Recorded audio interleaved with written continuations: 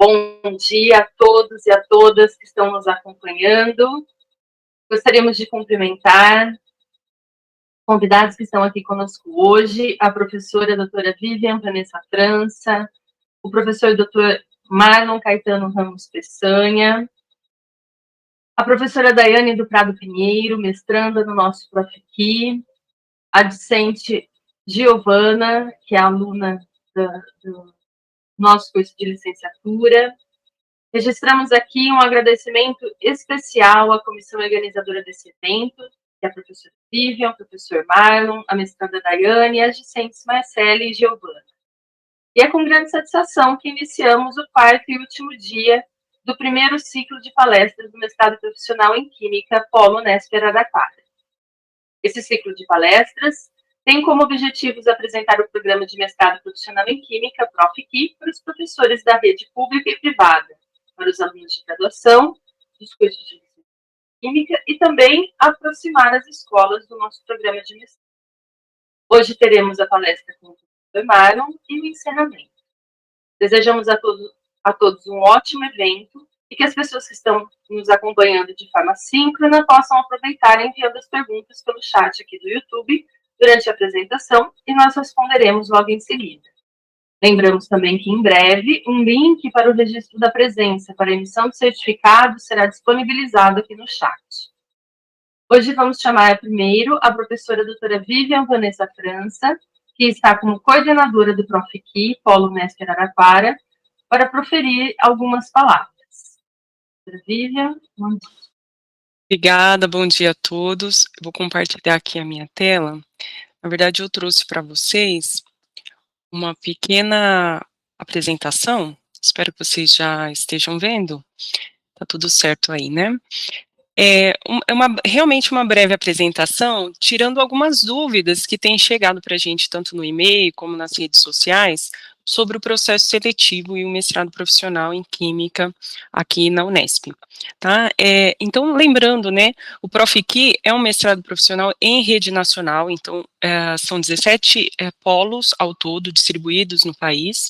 A sede do Profiqui é na UFRJ, Universidade Federal do Rio de Janeiro, e os interessados podem escolher, então, em que unidades irão cursar, por conveniência, proximidade com sua cidade. E no processo seletivo de 2022, nós tivemos algumas nuances e modificações na forma de ingresso que surtiram dúvidas, né? Então, uma das coisas que me perguntaram bastante recentemente é se se trata apenas de uma especialização. Então não é um mestrado de fato stricto sensu, é gratuito, então não tem nenhuma mensalidade, e as atividades, né, é considerado um mestrado semipresencial, porque você não precisa estar todos os dias da semana nas atividades do mestrado. Dependendo do polo, existem dias específicos, com horários específicos em que as atividades acontecem. No Polo Araraquara, da Unesp, essas atividades são às quintas e sextas, no período da tarde.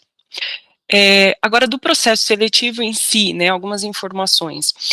Já estão abertas as inscrições, então temos um pouquinho menos de um mês, até o dia 14 de outubro, para se inscrever. A seleção acontece através de 2 etapas. A primeira delas é a prova escrita, que nada mais é do que um conjunto de 30 questões de múltipla escolha de Química do ensino médio, né? Essa prova corresponde a 80% da nota final do candidato. Os outros 20% são compostos por uma carta de intenção, que é essencialmente uma apresentação da sua motivação para fazer o mestrado profissional e a intenção de qual linha de pesquisa você gostaria de atuar, né? Lembrando que em todos os polos são apenas 4 linhas de pesquisa, pode ser em novas tecnologias e comunicação, voltados para o ensino, química ambiental e energia, química da vida e de novos materiais. Além disso, na primeira etapa, essa prova mesmo, ela já tem uma data pré-definida, no dia 6 de novembro, você pode entrar no local da prova até às 9h30, né, tendo um pouquinho mais de tendo 3 horas para realizar a prova. Então, é presencial a prova, não é online, precisa ir no polo, né, então os interessados em cursar aqui com a gente precisa vir para a Unesp de Araraquara realizar a prova, e tem até às 13 horas de 10 às 13 a prova, a entrada até às 9h30. Né? Na segunda etapa, nesse envio da carta de intenção também já tem a data prevista. Então, sendo selecionado na primeira etapa, né, tem uma nota de corte de 4 pontos, né, em vez de 0 a 10, 4 pontos. Sendo aprovado nessa primeira etapa da prova escrita, você precisa enviar essa carta de intenção entre os dias 8 e 9 de dezembro. Ok? Isso tudo para o ingresso no programa em 2023, em março de 2023. Bom, eram essas as principais dúvidas, bem curtinho, só pegando um pedacinho aí da palestra do espaço do professor Marlon. E se vocês tiverem mais dúvidas, deixo aqui para vocês as nossas redes sociais, os e-mails, vocês entram em contato com a gente. O link do processo seletivo em si a gente manda já já no chat, tá bom? Obrigada.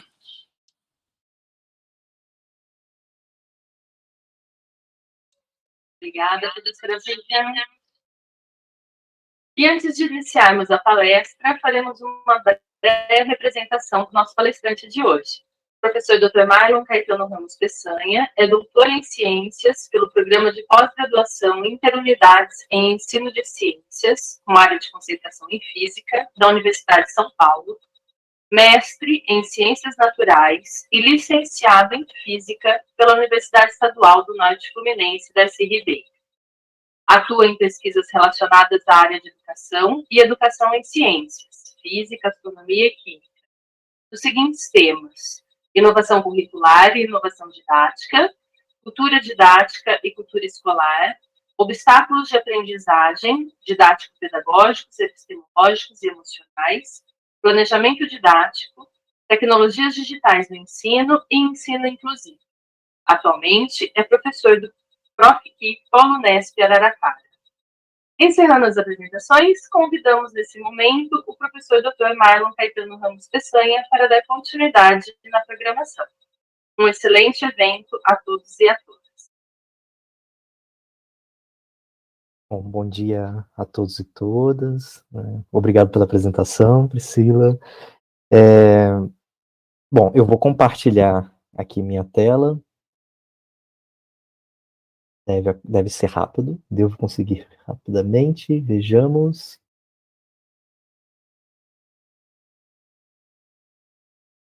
Pronto, já está aparecendo, né? Ok. Bom, gente, então eu trago hoje uma fala, né, que, de certa forma, parte das ideias que eu vou apresentar ganham espaço, né, e são desdobramentos de reflexões, tendo como um pano de fundo o próprio Profiqui, até, né. Em especial, um grupo de pesquisa na universidade onde atuo, a FSCar, e no Profiqui da Unesp. Na junção desses dois campos de atuação, né, que alguma das ideias que eu vou apresentar aqui agora surgiram. Né. Quando eu estava preparando essa apresentação, eu fiquei pensando um pouco, né, por onde eu começo, né? Falar em planejamento didático e inovação na educação de ciências, para mim, são coisas que estão extremamente imbricadas, conectadas, né? E na minha fala vocês vão perceber por quê, né?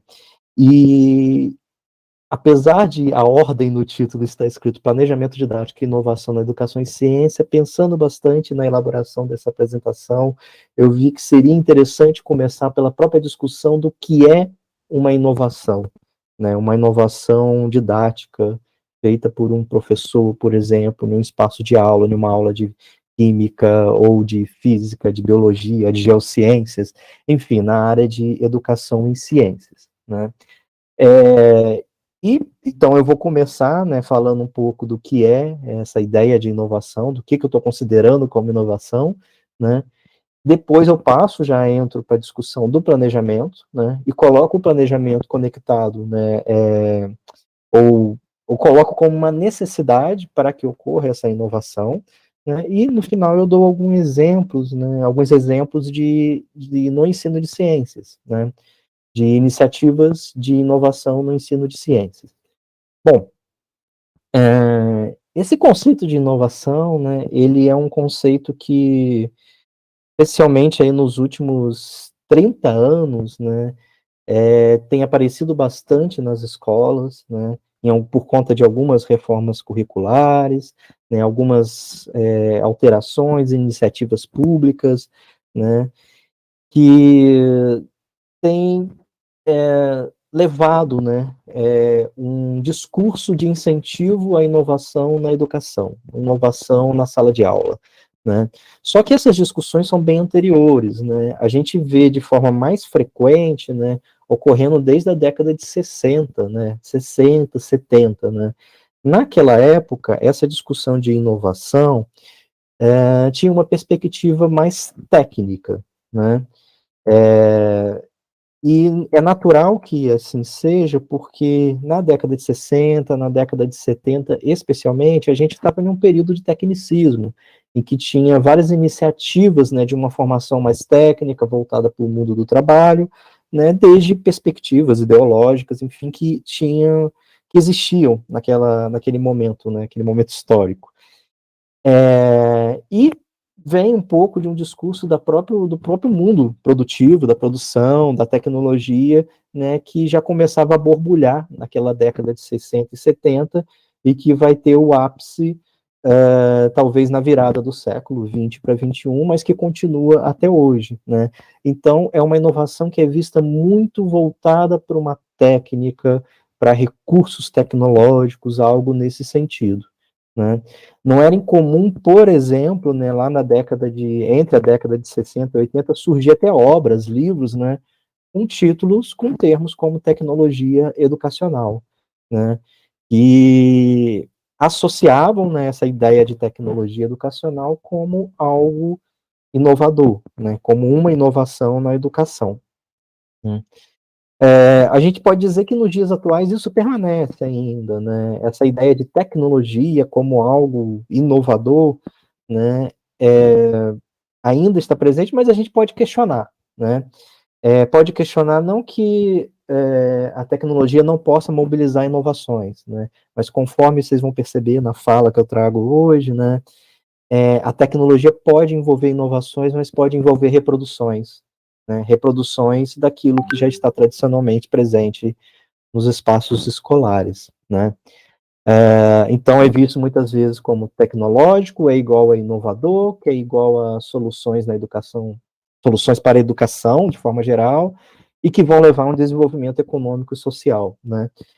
A gente sabe, né, no diálogo, né, nas próprias atividades, nas universidades, né, tanto na universidade minha que atuo, o FISCar, e no Profiqui, que também atuo, no diálogo com professores, em projetos, em cursos, né, em atividades mais variadas, e no próprio mestrado, né, que as coisas não são bem assim. O discurso aparece, né, do tecnológico, igual a inovador, que é igual a soluções para a educação, isso é um perigo, né, e que vai levar ao desenvolvimento econômico e social.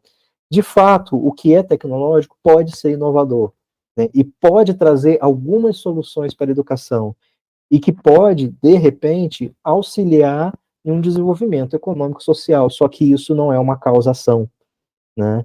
Então, a perspectiva de inovação caminhando por essa linha muito, né, sequencial, né, tende a não se efetivar como uma inovação, né?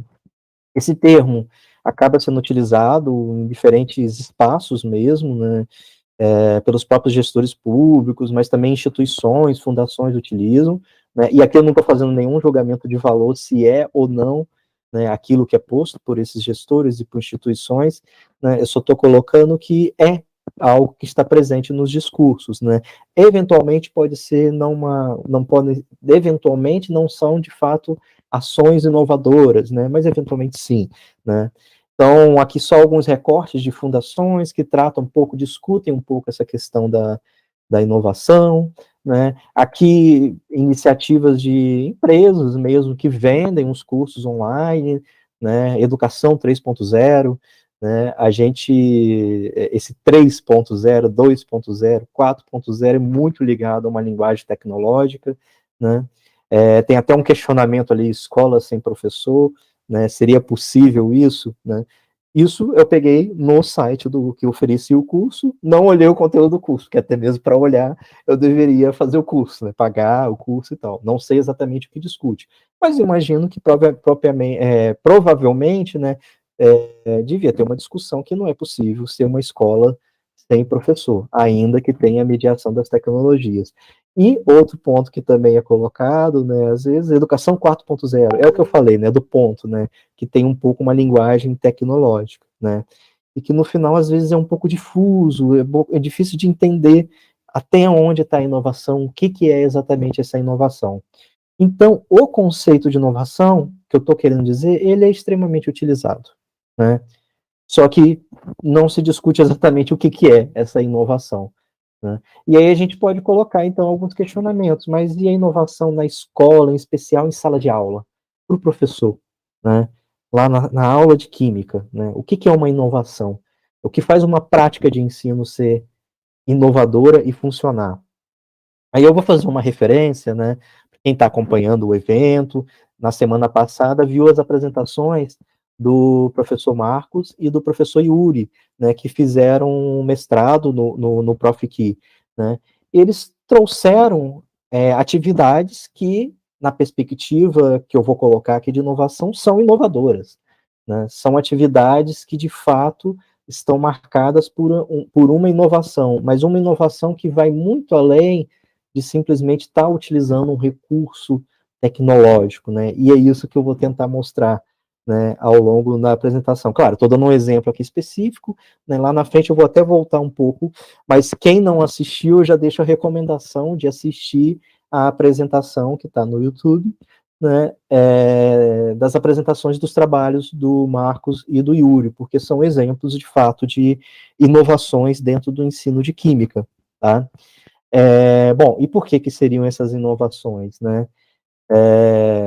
Partindo um pouco dessas perguntas, né, mas o que é inovação, especial em sala de aula, né, e o que faz uma prática ser inovadora, dentro de um espaço em especial, no grupo de pesquisa que eu coordeno lá na UFSCar, né, que é um grupo de estudos e pesquisa em inovação no ensino de ciências, a gente chegou a uma conclusão, né? Nos vários estudos que a gente foi fazendo, a gente chegou à conclusão que a gente consegue definir inovação em função de outro conceito, que é o conceito de cultura, né? Então, a gente saiu de um conceito que é difícil de definir, que é inovação, e a gente foi para um conceito que talvez é mais difícil ainda, que é o conceito de cultura, né? Mas ainda assim a gente conseguiu lidar com esse conceito de cultura e a partir dele definir o que a gente está querendo dizer com inovação, tá?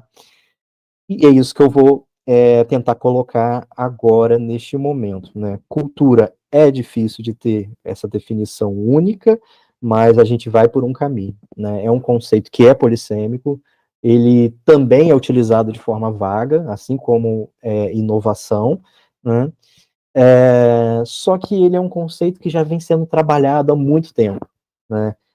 Em áreas como antropologia, sociologia, estudos culturais, né? Ainda que sem um consenso total, né, sobre a definição. A educação, de modo mais recente, tem utilizado esse conceito, tem empregado esse conceito, investido nesse conceito, né? Educação de forma geral, educação em ciências e nas áreas específicas de ensino de química, de física, de biologia, geociências, enfim.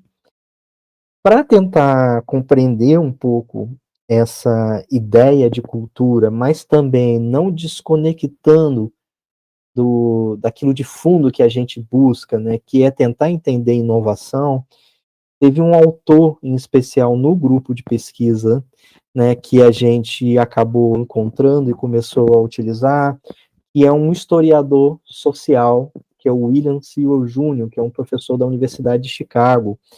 E ele foi especialmente importante para a gente, né, porque ele fala do conceito de cultura conectado com a discussão de mudanças, das mudanças que acontecem na sociedade. Ele não é um autor da educação, ele é um autor da história social, mas a forma como ele trata de cultura e transformações, é uma forma que é especialmente útil para a gente entender o que é uma transformação, por exemplo, na educação ou no ensino em sala de aula de química, por exemplo, né? E para trazer um pouco essa discussão de cultura, ele parte de vários conceitos, ele dá uma geral em vários conceitos, né, que a antropologia, a sociologia, os estudos culturais acabaram investindo, né, para tratar do que seria cultura, né? E tem duas ideias básicas que ele acaba utilizando, né, para formar o conceito que para ele é o conceito de cultura e que a gente acaba se apropriando, né, que é uma primeira parte, que é o conjunto de símbolos e significados, né? É mais ou menos o seguinte: você tem símbolos que permeiam a nossa sociedade, os nossos meios sociais, os nossos grupos sociais, né? Então, entre os professores, a gente tem símbolos e significados que são assumidos, né? Por os alunos também, né? Dependendo de qual grupo social do aluno, qual enfim, a panelinha que o aluno faz parte, né? Quais são os elementos que chamam a atenção desses alunos, eles têm alguns significados que são compartilhados, assim também os próprios professores, né? E isso está relacionado, às vezes, com as palavras que são utilizadas, as figuras, os gestos, as expressões, a entonação, né? E que, de certa forma, essas coisas têm alguns consenso em meios sociais específicos. E isso seria esse conjunto de símbolos e significados que seria cultura. Dois autores lá antigos já, né, que acabavam tratando bastante disso, era o Geertz, que é o mais conhecido, e o Schneider, né? Mas para isso fazer sentido, então vamos fazer já uma aproximação com a discussão com algo que está mais próximo de sala de aula mesmo, né? E aí a gente vai para um conceito, né? Um conceito que aparece bastante em duas disciplinas escolares, né, que é massa. Aparece tanto em física como em química, né? A massa, né, a palavra massa, quando a gente fala a palavra massa, a gente está emitindo um símbolo, né? E aí tem uma imagem, né? No nosso cérebro a gente escuta massa e a gente cria uma espécie de uma imagem acústica para essa palavra. Só que o significado não está nela, né? Na própria palavra. O significado se constrói na relação que essa palavra tem com alguma outra coisa, né? Então, por isso que é um conjunto de símbolos e significados que fazem sentido dentro de meios sociais. Para ficar mais fácil, provavelmente, se a gente tiver em uma aula de química ou de física, a gente pode associar, especialmente de química, com balança, atividades experimentais. Em química, massa, tá, pode ter massa atômica, pode ter outras coisas também, mas, de repente, uma balança, a medida que a gente faz com uma balança. Se a gente tiver em uma pizzaria, provavelmente a gente vai estar falando de uma pizza ou de uma lasanha, né? Se a gente tivesse lá há 10 anos atrás, talvez assistindo bastante Fórmula 1 e torcendo por um piloto brasileiro em especial, talvez a gente estaria falando do Felipe Massa, né?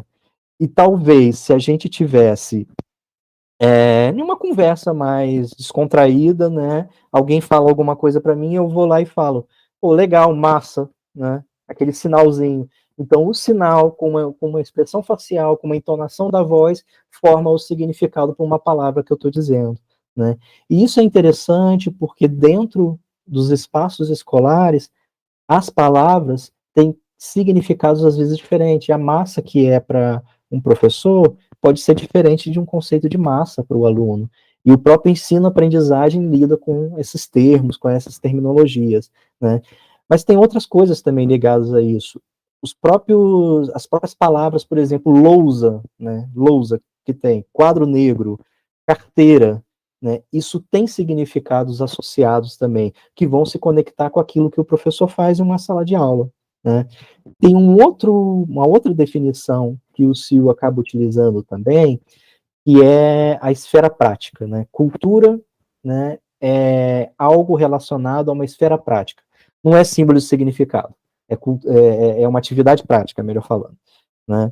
Isso acaba aparecendo na sociologia. Enquanto a antropologia trabalhou bastante com esses símbolos e significados, a sociologia acabou trabalhando mais com a ideia de atividade prática. Então, a gente tem repertórios, a gente tem estratégias de ação, formas de fazer as coisas. E essas formas de fazer as coisas são de certa forma, culturais, são culturas, né? Aliás, esse conjunto de repertórios é o que a gente chama de cultura. Logicamente que na discussão da sociologia tem outras coisas que entram. Existem relações de poder nessas estratégias, nas formas de fazer as coisas, existem conflitos, existem contradições, mudanças, enfim. Enquanto os símbolos e significados dão muita ideia de algo que vai sendo reproduzido, são os símbolos e significados, né? No caso das estratégias de ação, né, ou da cultura como prática, é algo que está sempre sujeito a mudanças, né? Um exemplo para ficar mais fácil, né? Qualquer ato de ensinar ou qualquer ato de aprender, a forma como a gente ensina, a forma como a gente aprende, né, são estratégias de ação, né? Então, no fim, o que eu estou dizendo é que a escolha por um caminho ou outro, né, que a gente faz para ensinar algum tópico específico, é uma escolha que a gente faz segundo referenciais culturais. A gente tem uma cultura que a gente está imerso, né? A gente tem uma cultura ligada à docência, ao ensino de física, ao ensino de química, ao ensino de biologia, de letras, enfim, né, de língua portuguesa, né? E quando a gente tenta fazer algo diferente, que aí depois a gente já conecta com inovação, a gente está justamente lidando com essas formas de fazer as coisas, né? Então, quando a gente está falando de inovação, talvez está conectado também com isso, né?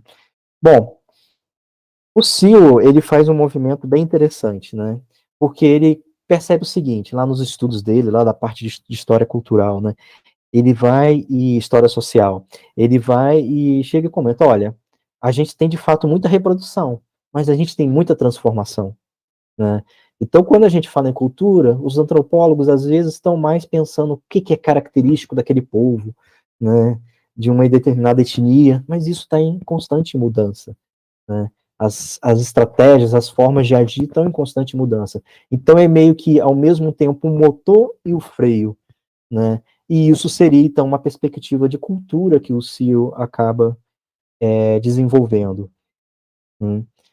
Então, quando a gente pensa em inovação em função de uma ideia de cultura, a gente está lidando, né, com uma inovação em relação àquilo que é feito, às práticas que são desenvolvidas, mas os significados que são assumidos, né? Então, há símbolos e significados, né, culturais, que são mais ou menos estáveis, mas que se remetem às práticas educacionais, né? Por exemplo, né, mais um exemplo, se eu falar pense em uma aula de química, né, é muito mais fácil, né, se vocês pensaram agora em uma aula de química, talvez vocês se remeteram, talvez, né, a um espaço onde isso acontece, que pode ser uma sala de aula, com carteiras ordenadas, com uma lousa, né, e com uma forma de agir dentro desse espaço, né. Só que essas carteiras também significam alguma coisa, significam, por exemplo, a forma como o professor vai desenvolver. Se as carteiras estivessem dispostas, por exemplo, conectadas, 4, né, uma encostada na outra, provavelmente a forma de agir seria diferente, né. Então a estratégia de ensino seria diferente, né.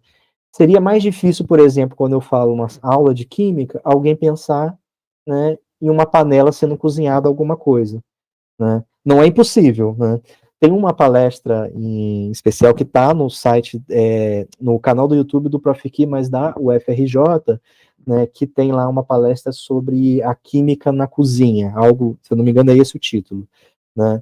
E aí faz lá toda uma discussão sobre como a química está presente na cozinha, no cozimento de alimentos, enfim, várias coisas que estão lá envolvidas, né?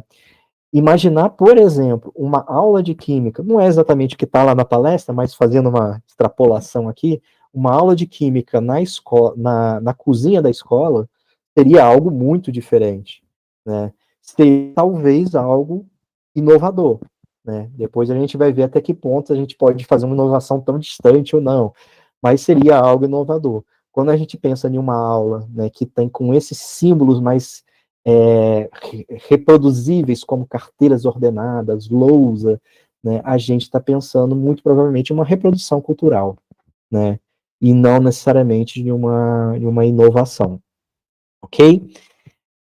Então, a gente pode dizer que a educação e a prática docente são caracterizados por culturas, né, e funcionam segundo culturas.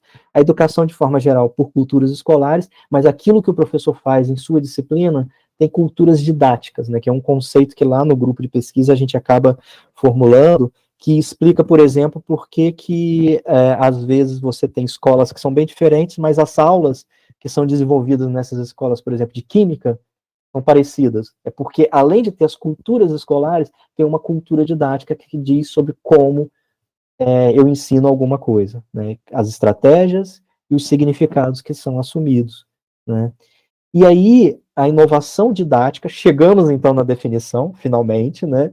A inovação didática é uma alteração dessas práticas, mas também dos significados.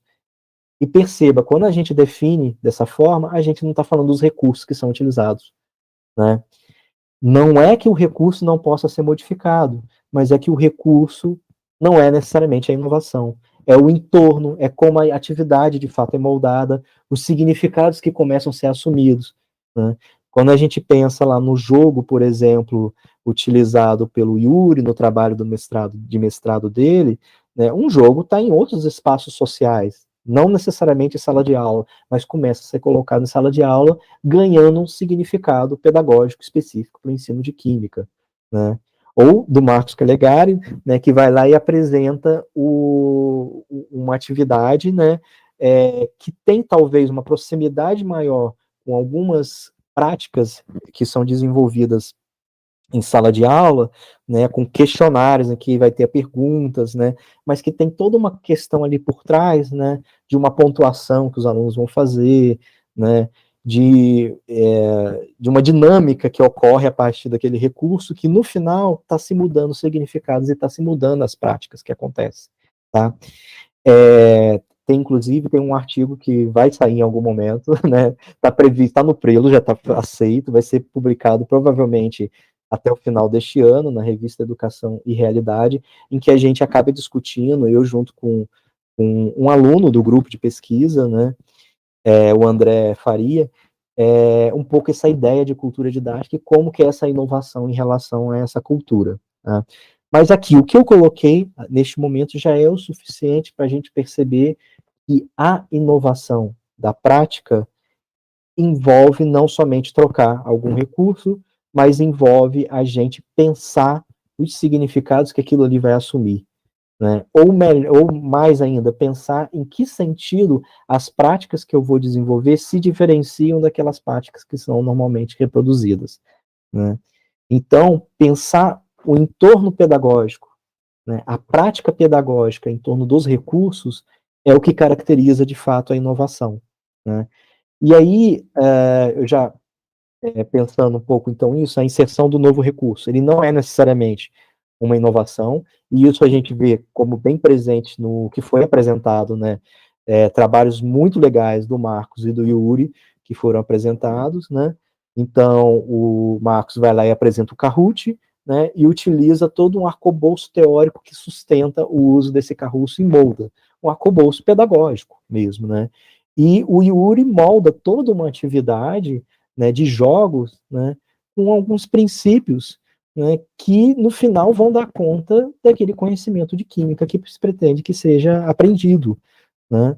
Então, são inovações, né, que, em certa medida, os recursos que são utilizados são até incomuns na cultura didática, né, jogos, o Kahoot já tem entrado um pouco mais, né, já tem aparecido bastante até, mas são acompanhados de práticas didáticas que são incomuns. E é isso que caracteriza, então, uma inovação. Né. Um outro exemplo, eu gosto de dar esse exemplo, né, dos slides, do projetor. Né. O que faz o uso de slides e projetor muitas vezes pouco inovador, né, é porque a gente às vezes reproduz, né, com um slide, com um projetor, né, as mesmas práticas, por exemplo, expositivas em uma aula. Né. Então, eu lembro que quando começou a aparecer a popularização dos projetores, né, se colocava às vezes como algo inovador, mas no final estava simplesmente sendo utilizado para reproduzir o que era feito. Né. A prática não mudava. Então, no máximo, a gente tinha uma inovação de um recurso, mas não a inovação didática. Né.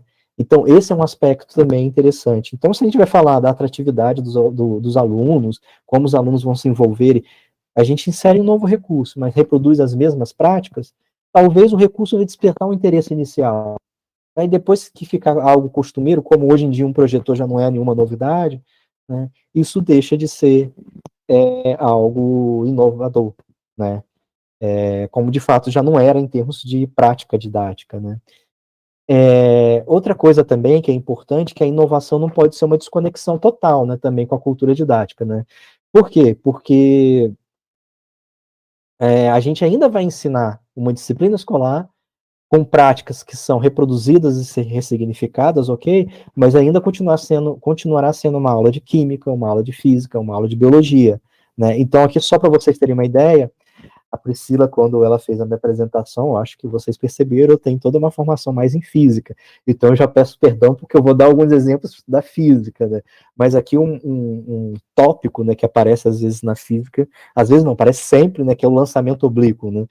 E lançamento oblíquo normalmente tem lá na cultura didática, o que é mais, que ocorre mais, os significados que são mais assumidos a lousa cumpre um papel importante nisso, você faz todo um estudo de decomposição de vetores, né, você verifica a velocidade inicial para poder calcular alcance, na decomposição de vetores você percebe que tem uma combinação de dois movimentos, enfim, né? E aí você vai na decomposição do movimento, né? Aí você vai e faz toda uma análise matemática, né? É incomum dentro da cultura didática, por exemplo, que uma aula desse tópico comece em uma quadra de basquete, né? Em que os alunos estão lançando uma bola de basquete, né? E depois é incomum que os alunos gravem alguma coisa de lançamento ou utilizem vídeos de lançamento para fazer uma análise. E somente no último momento, a partir de uma análise gráfica, chegar às equações que estão representadas ali, inclusive tem um momento coletivo de conversa, né? E, logicamente, vai ter a matematização, que faz parte desse tópico e tudo mais, né? Isso tudo, né, é diferente, né?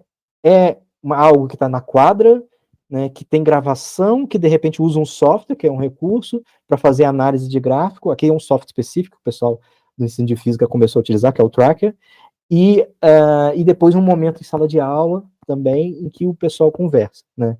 Continua sendo uma aula de física, continua lidando com os mesmos tópicos que se lidava, só que de repente está lidando com elementos que se aproximam mais daqueles que são percebidos pelos professores, pelos alunos, melhor falando, né? Outra coisa também é a inovação, ela não pode ser algo distante dos alunos, né? E também uma inovação não é atemporal, uma inovação hoje deixa de ser inovação depois.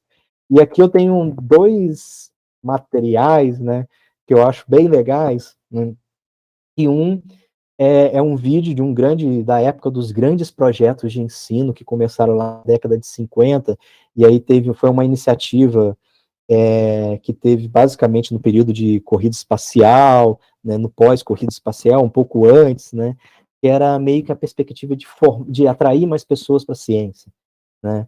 E aí pensou, não, se a gente quer atrair, a gente tem que mudar o ensino, tem que fazer uma inovação. Então lá já se falava em inovação, né? E aí começou a surgir novas propostas de ensino, né? E um projeto que surgiu lá, no caso da física, foi o PSSC, né?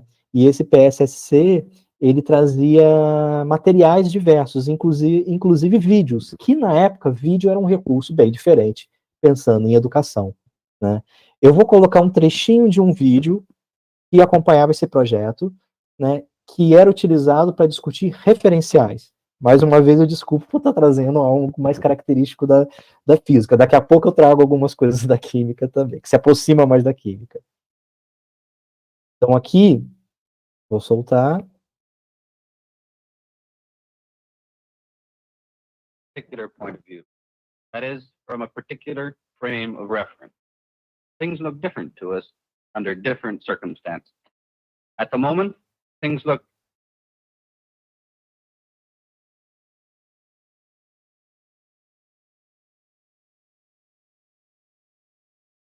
You look peculiar.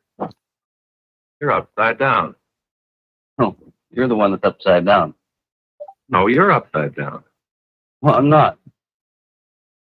He's the one that's upside down, isn't he? Well, let's toss for it. All right. Okay.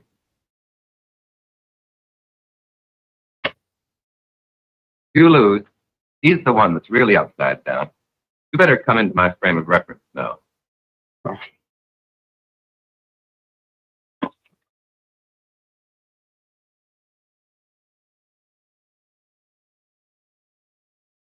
My frame of reference was inverted from what it usually is. Ok. Né? Esse material, se a gente perceber, eu gosto bastante desse vídeo. Mas ao mesmo tempo que eu gosto bastante, e ele representava uma inovação no tratamento do conceito de referencial, de sistema de referência, lá na década de 50 e 60, eu reconheço que ele é lento, né? Ele tem toda uma dinâmica que dificilmente atrairia os alunos, por exemplo, do ensino médio, como atraía antigamente, né?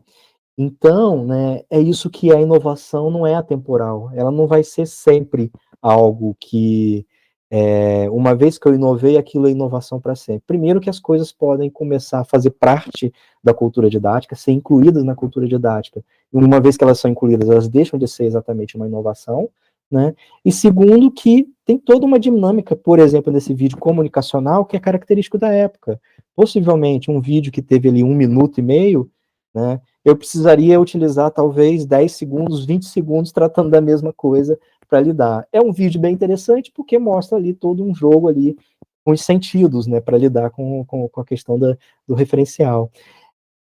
Um outro vídeo que talvez, que é antigo já, que é da década de 80, né, de um filme de 1984, um filme de comédia, né, e nesse filme de comédia tem uma cena que é lidando com a mesma questão, que talvez, por uma proximidade temporal, por uma questão de ser um filme que não está centrado totalmente em processos educacionais, aliás, não está centrado em processos educacionais, né, pode atrair mais a atenção dos alunos.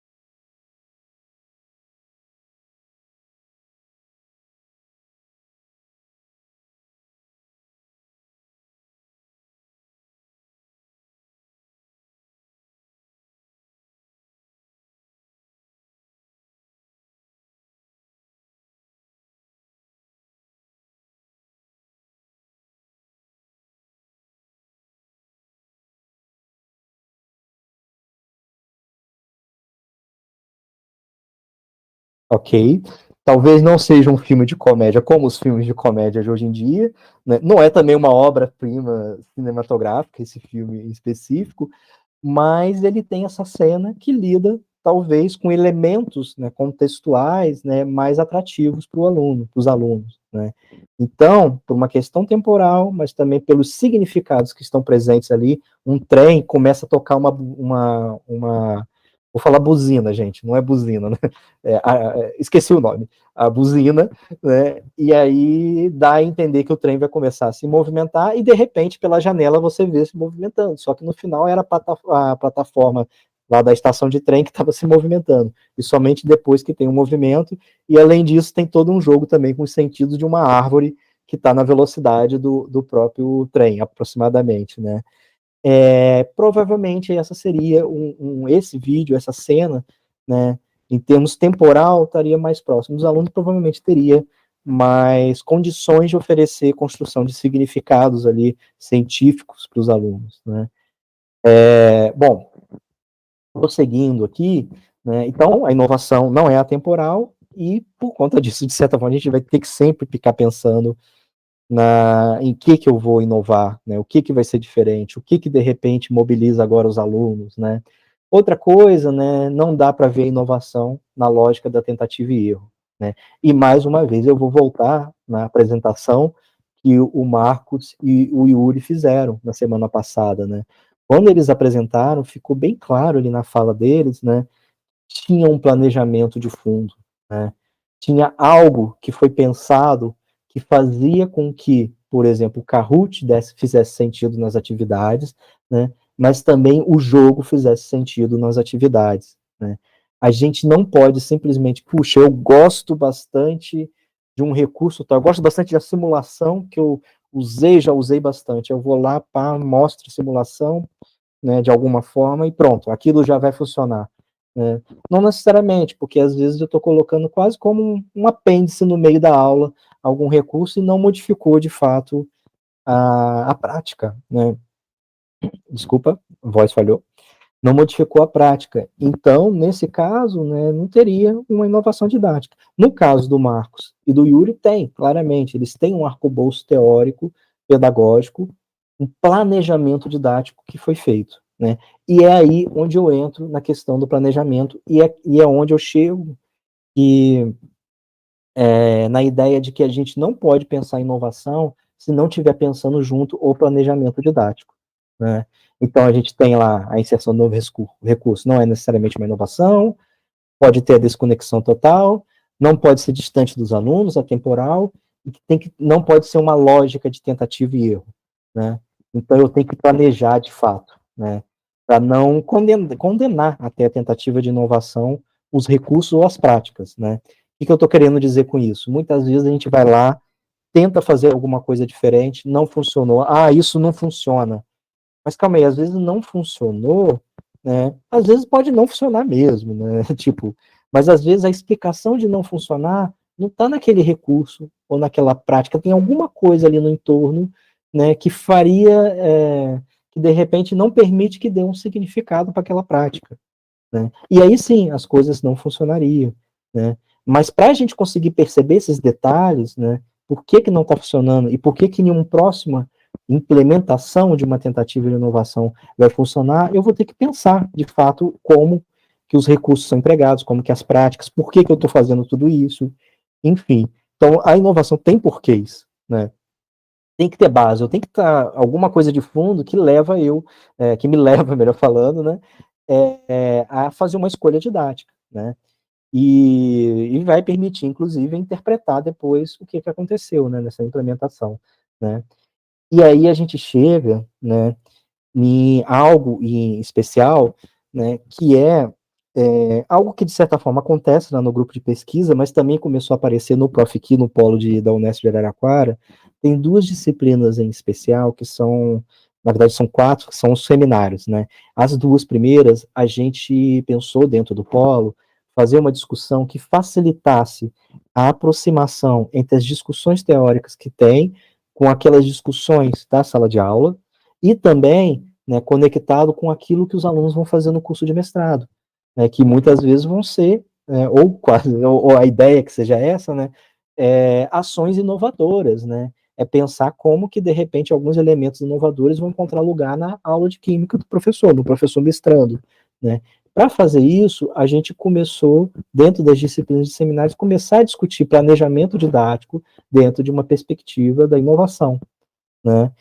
E aí foi onde, dentro desse contexto, né, tanto do Profiqui, mas também lá do grupo de pesquisa, né, do GPEC, que é o grupo de pesquisa que eu coordeno lá na UFSCar, a gente moldou, né, o modelo de prática baseado no design. O que é esse modelo de prática baseado no design? É um modelo de planejamento didático que usa como elemento principal, né, a ideia de praxis. Né? O que é essa ideia de praxis, né, em linhas gerais? Né? Ou uma consequência principal da praxis é que eu não posso ter uma desconexão entre elementos teóricos pedagógicos e elementos práticos. Eu tenho que ter uma praxis. Essas coisas são indissociáveis. Né? Então, aquilo que eu estudo do ponto de vista pedagógico tem que encontrar lugar em sala de aula. Né? E aquilo que está em sala de aula tem que ser interpretado em termos pedagógicos. Né? Então, nessa associação, nessa imbricação, dessa não desconexão entre essas duas dimensões, surge uma proposta de um modelo de planejamento didático. Né? Esse modelo, inclusive, pela própria ação nas disciplinas dos seminários, né, tem aí, a gente está na expectativa, né, acho que vai sair um livro que traz um pouco essa ideia da PBD, né, que é um livro que surge basicamente dentro das discussões do Profiqui, nas disciplinas de seminário, da prática baseada no design. Né. tem alguns elementos, né, que estão ali de fundo, né, conceitos que estão nesse modelo de planejamento didático, né, não vou detalhar eles, não tem tempo, de fato, para detalhar, né, mas tem losango didático, princípios de design, estrutura didática, a ideia de avaliação acaba aparecendo lá, tanto da aprendizagem, mas de uma sequência didática que eu elaboro, e como que eu valido os princípios, por exemplo, que é chamado ali de princípios de design, que são postos. A ideia principal dentro desse modelo são os princípios de design, né? E esses princípios de design, basicamente, são os elementos teóricos, pedagógicos, que vão dar sentido na inovação, que vão nortear a inovação, que vão nortear as atividades, que vão fazer com que a gente escolha um recurso ou outro recurso. E é nessa discussão que a gente acaba moldando um planejamento didático inovador que a gente consiga, inclusive, interpretar, né? Bom, eu vou, por conta até um pouco do tempo, né, eu vou tentar agilizar um pouco a parte aqui mais final e vou já encaminhar, né, para alguns exemplos em sala de aula, tá? Tem a ideia do losango didático, bem rapidamente, né, esse conceito de losango didático é uma forma de ver a sala de aula, não somente como uma relação lá que tem um conhecimento que o professor pega e passa para o aluno, não. Né? O aluno está a todo momento em conexão com esse saber, com esse conhecimento que está sendo ensinado, mas também com o mundo ao redor dele. Né? E é nessa relação entre saber e o mundo ao redor, né, e também na relação pedagógica entre professor e aluno, que tudo ocorre. Né? Então, é nesse losango, nessa relação entre professor, saber, aluno e o mundo ao redor, o mundo material, no caso das ciências, do ensino de ciências, que tudo acontece. E é nesse losango didático que boa ideia das ideias pedagógicas acabam dançando no sentido positivo, acabam flutuando aí, acabam perpassando. Né? Por exemplo, quando a gente fala lá, puxa, o que eu entendo por aprendizagem do aluno? Eu estou muito falando, né, eu estou lidando aqui com essa relação entre o mundo material e o saber. Né? O aluno aprende porque ele estabelece conexões entre essas questões. Né? Enfim, tem várias coisas que eu poderia falar sobre o losango didático, né, que poderia aprofundar, mas o que é importante para guardar aqui é que, a partir do reconhecimento dessa complexidade de sala de aula, a gente elenca princípios, né, que são ideias pedagógicas, que fazem muito sentido para tópicos específicos de ensino, porque também a gente assume que ensinar, por exemplo, a parte de modelos atômicos não é a mesma coisa que ensinar estequiometria, né? Então, vão ter diferença. Vou ensinar a distribuição eletrônica. Né? Tem diferenças entre um conteúdo de química e outro conteúdo, ou de física, ou de biologia, né? Então, para cada tópico, a gente vai lá e pensa, como que eu vou fazer? O que eu estou considerando por aprendizagem? Quais são as características desse tópico, né, desse conteúdo? Né? Enfim, e aí eu vou passando por essa reflexão em torno do losango. Né?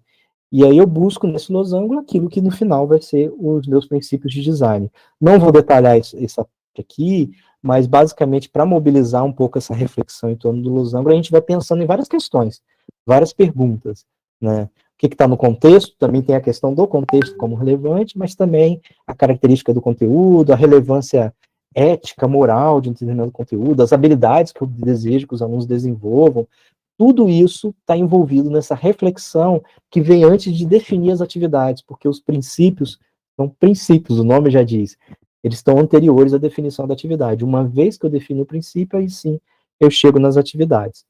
Então, agora, na última parte dessa minha apresentação, eu já entro no exemplo, então, de atividades inovadoras, né? E eu busquei trazer uma atividade que se aproxima um pouco do ensino de química, porque é um tema, um tópico muito característico da química. Só que, dentro da disciplina de física, como que a física encarou um tópico que é muito tradicional dentro da química, quando a física viu-se na necessidade de tratar desse tópico, né? Estrutura da matéria e aceleradores de partículas, né? Essa é uma atividade que não é da última reforma que teve do ensino médio, é uma atividade que ocorreu lá na reforma curricular, né, no estado de São Paulo, ou melhor, a atividade está relacionada com essa reforma, né, que aconteceu ali a partir de 2008, que teve a proposta curricular, né, do ensino médio, de reforma curricular, né, e depois, em 2012, vem um novo currículo do Estado de São Paulo, que agora já saiu com a reforma do ensino médio. Naquela época, né, surgiu, então, na disciplina de física, legal, agora, professores de física, vocês vão ter que ensinar algo que os químicos estão ensinando também, né, que é a estrutura da matéria, né, e algo que não aparecia muito, né, que são os aceleradores de partículas. Isso, de fato, não aparecia. Mas falar em modelos atômicos dentro da aula de física, né, o que diferencia dentro de uma aula de química, né? É a evolução dos modelos, né, para a constituição da matéria, e, por último, a detecção e identificação de partículas subatômicas, coisas dessa natureza que está mais no campo próximo da física. Quando a gente foi lá, e quando eu falo a gente, eu estou falando, né, um trabalho que foi feito para essa sequência de atividades específica, foi um trabalho em conjunto com professores. Então, professores junto com pesquisadores, conversando, e agora, gente, como que a gente faz para ensinar isso? Então, esse caso específico foi um processo ali meio que conjunto, colaborativo, né? E aí a gente começou a perceber algumas coisas, né? Puxa, esse conteúdo aí da ciência do micro, que está na física e na química do século 20 e 21, né, a gente não consegue, para vários tópicos, separar os conceitos, né, e fenômenos dos equipamentos que estão envolvidos. Então, às vezes, para explicar alguma coisa, a gente explica o equipamento, explica o conceito, explica a técnica que está envolvida em um experimento. Então, talvez a gente precise fazer atividades que considerem isso. Esse foi o princípio. Esse foi um princípio que foi identificado.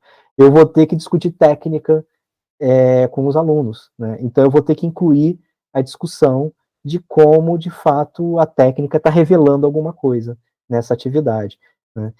E, além disso, né, outras coisas que a gente foi pensando, puxa, esse conteúdo, né, modelos atômicos, puxa, está lidando muito, né, é um modelo, depois é outro modelo, depois é outro, né? A gente está lidando com um processo de modelização, em que a gente, aos poucos, está analisando, a gente vê algumas evidências, algumas coisas, puxa, esse modelo não dá conta. Então, eu vou ter que reformular esse modelo ou abandonar, como de fato aconteceu na história ali dos modelos atômicos, né? Então, a gente acabou, por conta disso, considerando isso, a gente foi, poxa, tem uma discussão lá na Educação e Ciência que é entender a aprendizagem a partir da ideia de modelos mentais conceituais. Quando a gente aprende, a gente cria modelos na nossa mente, explicações, modelos explicativos sobre aquilo que a gente está vendo, né? E mais, né, a gente, no processo de aprendizagem, vai meio que caminhando em direção a um modelo conceitual, que é aquele que se espera que seja ensinado, né? E esse processo não é um processo tão natural, né? A gente, de fato, vai ter que perceber, né, dentro de uma modelização, né, algumas evidências, né? Em algum momento o modelo vai ser retificado, né? Mas o que exatamente faz com que saia do modelo de Dalton e entra no modelo de Thomson? Tem uma evidência que aparece ali, né? Mas não basta o professor falar nessa perspectiva que começa a ser assumida, né? São os alunos entenderem o que era, primeiro, o modelo de Dalton, discutirem e fazerem algo, né, que vão perceber que aquele modelo de Dalton não consegue lidar com uma evidência que surge, né, e começar a pensar como que poderia ser esse modelo. E tudo isso a partir de alguma técnica, né? E esses foram os 3 princípios que moldaram todas as atividades. E a partir disso foi utilizado simulação computacional, né, foi utilizado um experimento analógico, né? Então aqui a gente tem uma sequência de etapas que foram feitas, né? Tudo começou, né? Puxa, a gente tem que motivar os alunos de alguma forma, né? Como que a gente motiva? Acelerador de partícula, interior da matéria, né? Ah, legal, a gente encontrou uma notícia que falava sobre um grupo de cientistas que estava, a partir de raios-x que eram gerados no acelerador de partículas, estavam estudando uma molécula que era uma molécula potencial para o estudo de fármacos, né? E para doenças coronárias. Olha, tem uma importância nisso, né? Então, é a partir de uma discussão, de uma notícia, que a gente vê a importância, e a gente coloca a importância da. E após, né, puxa, mas o que está fazendo esse acelerador de partícula, né? E o que está no interior da matéria, né? E aí é quando começa a entrar os modelos atômicos, né, para depois para partículas subatômicas e outras coisas mais. Então a gente faz uma introdução sobre a técnica, né, tem uma coisa que é muito característica, né, que muitas das coisas que se estudavam na evolução ali dos modelos atômicos, mas que está até hoje nos aceleradores de partículas, que é você fazer inferência do desconhecido a partir de trajetórias de conhecido, do conhecido, ou então de trajetórias a partir da interação do conhecido com o desconhecido. Então, para traduzir, acho que o mais fácil de perceber é lá no experimento histórico de Geiger e Marsden, né, do espalhamento de Rutherford, né, que você tinha lá uma partícula alfa e que você lança contra algo que você ainda não sabia totalmente. Na verdade, você queria estudar questões de radioatividade naquela época, mas aí, a partir dessa interação, você tem uma trajetória que era inesperada. E essa trajetória, eu reconheço que é inesperada, segundo o modelo atômico, que é o modelo de Thomson, né? E a partir disso, os alunos começam a pensar, puxa, o que essa trajetória está me dizendo, né? Então, eles estudam primeiro algum experimento que vai dar uma ideia de técnica de trajetória. No caso aqui, tem uma forma de madeira, né, que tem uma certa espessura, por exemplo, um círculo, né, que fica escondido embaixo de um outro pedaço de madeira. E aí o pessoal joga bolas de gude. E aí eles têm que identificar qual é a forma, qual é o tamanho da forma, né, tudo isso. Só que eles não podem pegar e olhar. Como que eles fazem isso, né? Tem toda uma discussão que técnica que eu vou utilizar e tal, e no final você chega à conclusão que a melhor técnica é fazer uma análise de trajetória, por onde entra e por onde sai. E a partir dessa trajetória de entrada e saída, eu vou prolongando, aí eu vou meio que marcando pontos e eu descubro a forma. Eu consigo descobrir desconhecido a partir da forma. Aí é meio, claro, não é exatamente a mesma coisa que estava no experimento de Geiger e Marsden, lá do espalhamento de Rutherford, nem dos aceleradores de partículas, mas tem uma análise de trajetória e isso faz parte da técnica. Isso é a fenomenotécnica, não a separação entre fenômeno e técnica. E aí depois passa para outras atividades, os alunos chegam a fazer o experimento de espalhamento de Rutherford com uma simulação, né? Então tem ali o experimento, tem a explicação, e não é dito para eles, né, que o experimento vai mostrar algo que não era previsto. Eles entendem o que é o modelo atômico de Thomson e fazem o experimento considerando as previsões que eles tinham feito, né? Percebam, tudo isso é uma forma de tratar modelos atômicos que não é tão usual às vezes, né? O aluno vai ter que elaborar hipóteses baseado no modelo que ele já conhece. E aí ele vai lá e desenvolve o experimento e verifica que não funciona. A inovação não está no uso simples da simulação, mas toda essa dinâmica que está em torno da simulação, né? Enfim, e aí depois vai chegar lá no LHC, no Peletron, que é um acelerador de partícula que tem lá em São Paulo, na USP de São Paulo, né? Tem outros mais próximos também, mas e aí se discute lá, na época, 2012, quando foi desenvolvida essa atividade, tinha acabado de sair na mídia, né? Partícula de Deus, bóson de Higgs, o que é isso? Aí saía às vezes esse desenho que está aparecendo todo colorido, mas o que é isso, afinal? E no desenho a gente tem trajetórias. Uma análise possível é a análise pela trajetória, inclusive, em uma detecção do bóson de Higgs. É claro que não é somente isso, né? Lá tem toda uma análise quantitativa, estatística, das previsões de trajetória que vai bem além. Mas tem trajetórias, né? Bom, enfim, eu vou finalizar por conta do tempo, né? Mas uma coisa que é importante é que, por exemplo, nessa atividade, né, o que é inovação, né? É a gente perceber, né, que tem característica do tópico, que essas características levam a algumas definições da atividade, e essas atividades passam a ser inovadoras. E essas atividades podem se remeter à necessidade de usar algum recurso. Por exemplo, as simulações computacionais para fazer o experimento do espalhamento, até mesmo porque eu não posso fazer isso em sala de aula, né? Enfim, é um pouco nesse sentido. Tinha outra atividade aqui, não vou mostrar para vocês por conta do tempo, né, que era de calor e temperatura, que lida com algumas coisas também da química, mas mais uma vez lá na perspectiva da física, e no final o que era o grande elemento pedagógico de fundo, né, era uma coisa que nem era muito característica da aula de física, de química, que era o desenvolvimento da habilidade de leitura e interpretação de texto. E aí toda a atividade foi moldada com os alunos lendo uma história de uma arquiteta que tentava resolver problemas de uma casa, né? E aí usava simulações e tal, e tudo se remetendo a questões de calor e temperatura, né? Bom, então, fechando, inovar, né, é trabalhar com novos significados, né? Então, de repente, eu tenho lá um espaço da sala de aula, uma forma de organização da sala de aula, né, que começa a assumir um significado pedagógico que não era muito comum. E a própria prática que está ali, essa coisa, significados e práticas também não se desconecta, né?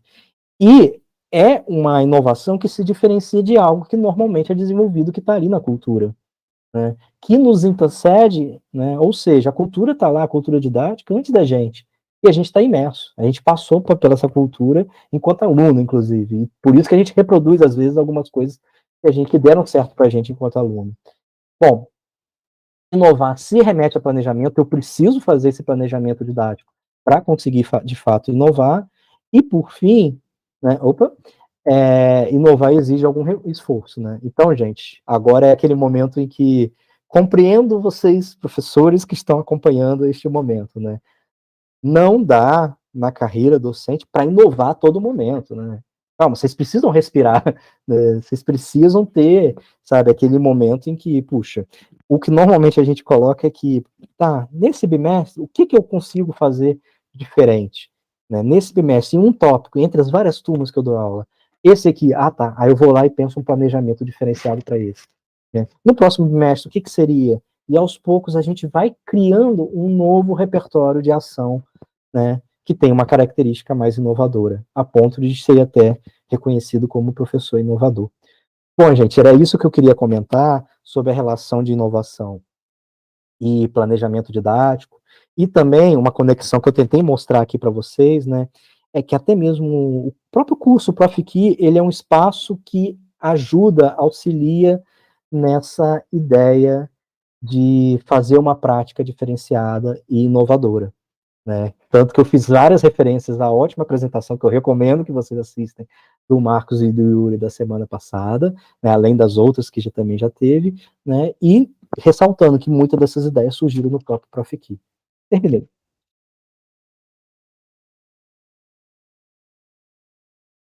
Obrigada, Marlon.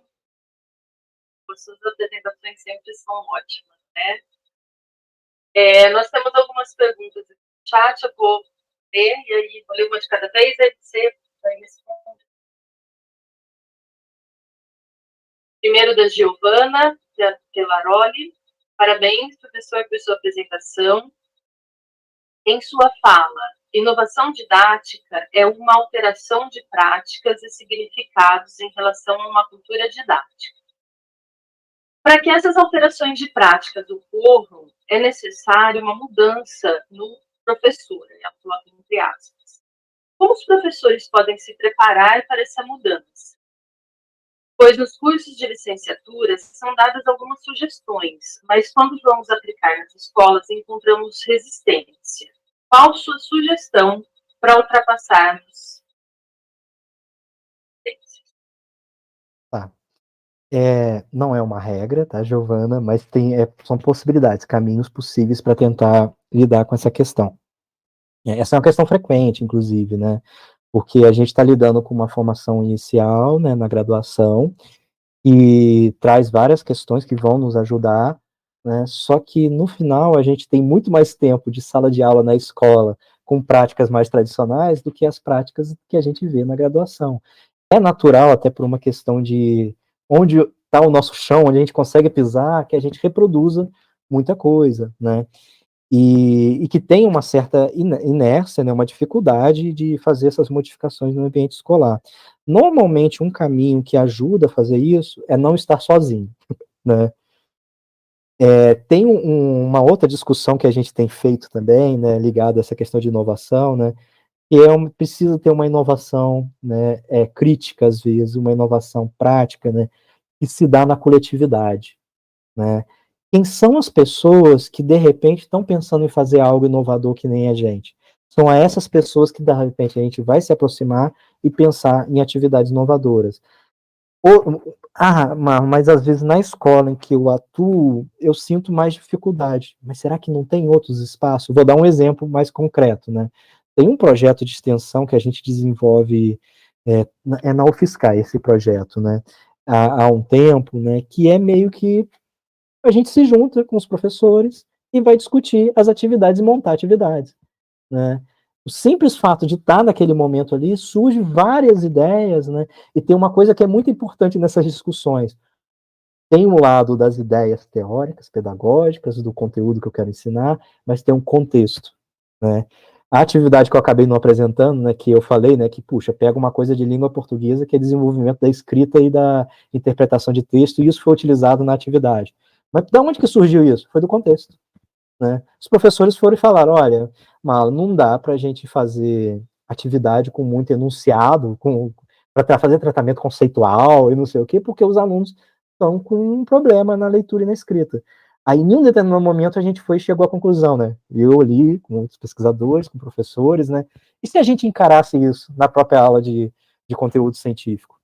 E aí foi quando surgiram os textos contando a história de uma arquiteta que ele lidar com vários problemas, né? E aí eram problemas que eram postos que os alunos teriam que resolver, né? Mas eles teriam que interpretar. Então tinha sempre uma leitura coletiva e tal. É um problema que, em tese, dificultaria, mas que no final foi o problema que foi utilizado como algo para encadear as atividades. Então eu utilizo um texto para desenvolver essa habilidade, mas ao mesmo tempo eu estou ali, enquanto professor, na sala de aula, lendo com eles. Então, gente, o que está escrito? O que isso significa? Né? Aí é um pouco por aí. Mas perceba, começou tudo num trabalho coletivo. Tá junto com os pares que tentam fazer um pouco aquilo que a gente quer é um caminho. Né? Até mesmo, gente, porque não tem como a gente reinventar a roda, tudo, né? Tem práticas inovadoras que estão por aí. É que às vezes os professores estão meio que isolados, né? Puxa, eu pensei algo diferente, tentei fazer de forma pontual. Se junta a força, isso faz uma diferença muito grande. Né? Não é regra, não é solução final, né? Mas é uma possibilidade, tá, Giovana? Obrigada, Marlon. Em cima disso que você acabou de falar, a Flávia Zumiani Sanches fez um comentário aqui. Excelente apresentação, professor, parabéns. Algumas escolas são muito fechadas às metodologias alternativas e inovações. Muitas vezes, o uso de um estilo diferenciado. E temos uma pergunta que é do Carlos Júnior, acho que é Schmidt,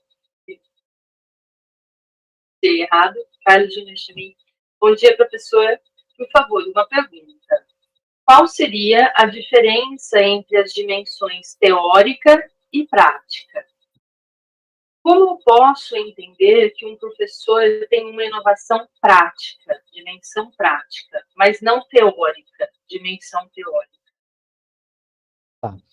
Tem um aprofundamento, né, que está envolvido lá nessas discussões, lá no grupo de pesquisa, mas que também às vezes aparece também no próprias discussões lá dos seminários, né, que é que tipo de inovação que a gente tá falando, né. Tem uma inovação, né, a gente usa 3 termos, né, inovação técnica, inovação prática e inovação crítica, e tudo é ligado à inovação didática, né. A técnica seria aquela que não tem uma inovação de fato. E por quê? Porque é uma inovação um pouco falseada, né. É mais ou menos o seguinte, puxa, eu vi que tem algo que me disseram que funciona. Não funciona, eu pego isso e vou colocar. E pronto. Eu nem paro para pensar, né, nos porquês de eu estar utilizando isso. É simplesmente porque me disseram que funciona. Tem uma questão hierárquica, que é quase que eu estou assumindo isso funciona, tem que funcionar, e vou lá e coloco. Isso, inclusive, é um dos problemas que tem da separação entre teoria e prática. Né? Algo que é passado, gente, isso tem que funcionar. É teórico, tá aqui. Né? Aí eu vou lá, tento fazer e não funciona. O que está acontecendo? Né? Quando a gente fala, às vezes, quando a gente está dentro das ciências duras, né, normalmente isso funciona muito melhor. Né? Mas quando a gente está nas ciências humanas, ciências da educação, né, não é muito simples de fazer isso. Né? Então, tem uma separação que, na verdade, o professor fica ali no meio e é necessário para esse professor, para inovar, fazer a aproximação. Então ele vai lá, puxa, tem uma ideia de aprendizagem que eu acho que é muito interessante, de modelos mentais que eu apresentei. Os alunos elaboram modelos e tal. Puxa, mas como que eu aproximo isso da minha prática? Eu consigo encontrar de forma bem fácil essa aproximação quando eu penso em modelos atômicos, o ensino de modelos atômicos. Então tem isso também, tem uns tópicos que vão ajudar a fazer essa conexão.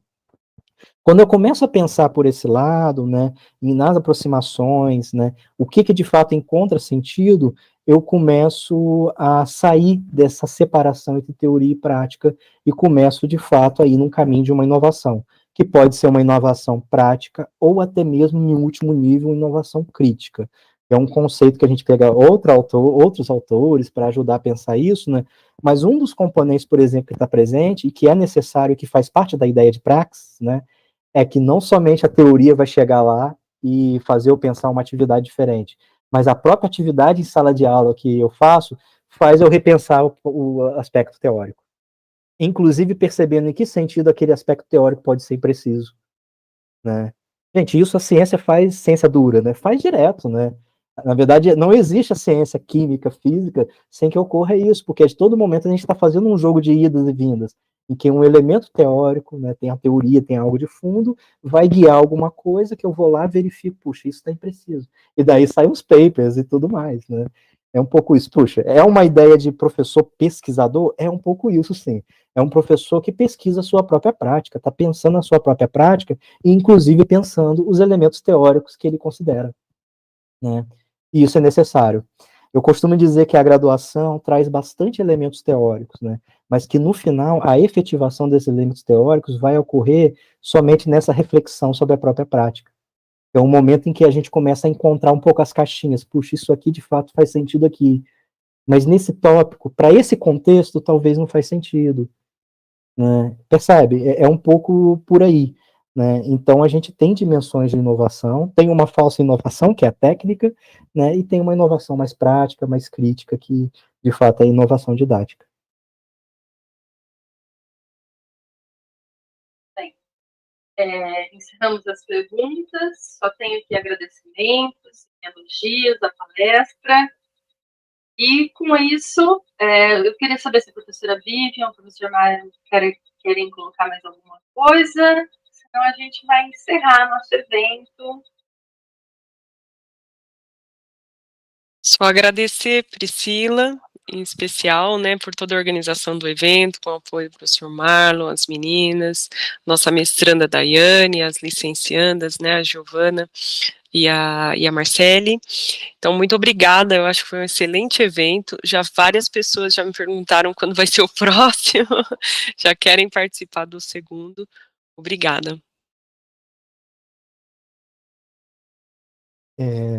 Bom, vou fazer um comentário bem rápido, né? Foi um evento, foi o primeiro, né? Vivi de muitos, né? E eu acho que é um tipo de discussão que aparece nesse evento, com essas características, né? Que de certa forma mostra um pouco, né? Por um lado, né? A tentativa, né? Essa proximidade, essa tentativa de proximidade que os mestrados profissionais têm com a prática do professor, essa é a razão de ser, né? Dos mestrados profissionais, né? E é uma oportunidade de a gente colocar ideias, né? Colocar ideias que estão aparecendo nas discussões, né? E a gente espera que o pessoal que acompanhou, né, tenha aproveitado nessas ideias que inspirem, né, a fazer novas coisas, né, e pensar novas nesse desafio que a gente tem agora de reforma de ensino médio, junto com pós-pandemia, junto com cortes e com muito mais coisas que estão acontecendo. Esse é um momento de muitas indagações, muitas dúvidas, o que eu vou fazer, e agora? Meu Deus, tem itinerário formativo, o que eu faço com o itinerário formativo?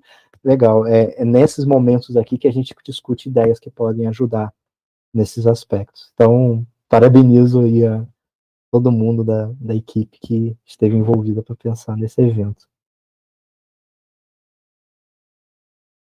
Nós agradecemos novamente a todos e a todas que participaram, né? Teve gente que participou de todas as palestras, gente que participou só de algumas, mas o importante é que estiveram aqui conhecendo um pouquinho do nosso programa de mestrado, né?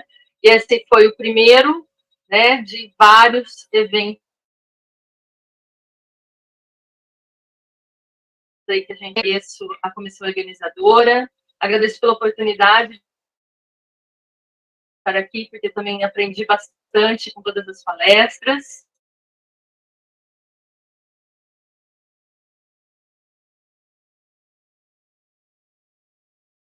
E próximo ciclo, que se tudo correr bem o ano que vem, né, faremos novamente, e também contamos com a participação de vocês aí no nosso programa de mestrado. Então, as inscrições do programa vão até dia 14 de outubro, né? Inscrevam, venham fazer um mestrado com a gente para tentar superar essas barreiras aí que existem, né? E colocar inovações nas escolas dos nossos alunos. Obrigada, gente. Até o próximo evento.